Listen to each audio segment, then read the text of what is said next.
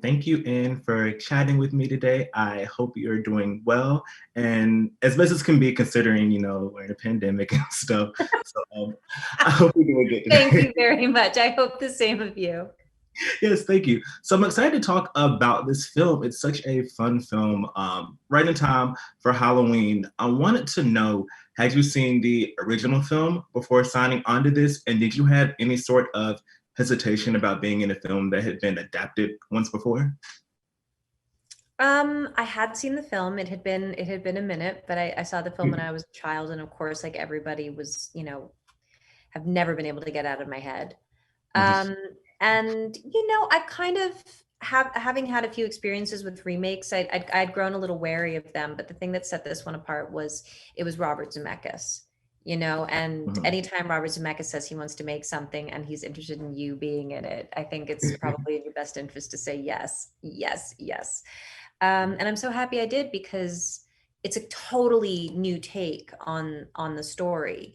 And Mhm. I think that's, and I love that. I love that multiple versions of the same thing can exist, especially when they're so different and have such good reasons for being. Yeah, yeah, absolutely. And with Halloween coming up and keeping in the theme of spooky season, are there any sort of Halloween movies that you love to watch this time of year? Or it doesn't have to be like a Halloween film, but like a horror, thriller, ghost story film that you like Mm. to watch during Halloween time? I mean, my go-to growing up, my family at the end of trick-or-treating, we would come home and we would sit and eat some candy, and then we would watch that last scene in Fantasia. The one, I'm not sure what it's called, but it's the one where the mountain turns into like this huge demon and all of the evil Mhm. souls rise up from hell and they like dance. That Uh-huh. awesome score.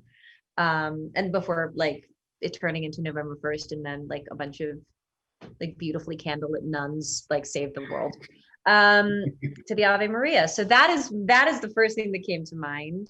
But another recent horror classic that I think is just so masterful and extraordinary is The Others. Mm, mm. I'm gonna check that one out. Oh yeah, Nicole Kidman is like perfect in it.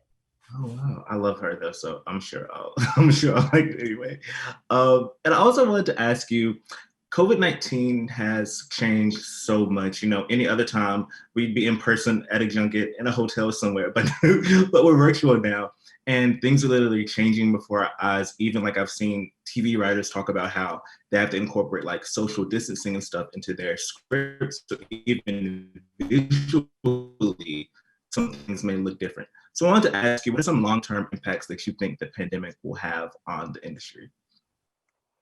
Well, look, I'm an optimist. I feel like in these times we all have our fears, and I don't want to paint an overly rosy picture. There's going to be a lot of pain moving forward, but I also think there's an opportunity to look at the way we did things and really assess their sustainability. Mm, What's the way that we can keep economies going? What's the way we can keep people employed, but maybe be more humane in what we're asking people to do, in the amount of and how can we be more conscious of the environmental impact that making movies has and selling movies has. So mm, I like to focus on the positive. I like to focus on the opportunity. But the biggest goal is to just get everybody back to work as quickly as possible because, got to put food on the table. Everybody's got to pay their mortgages, pay their yeah, rent.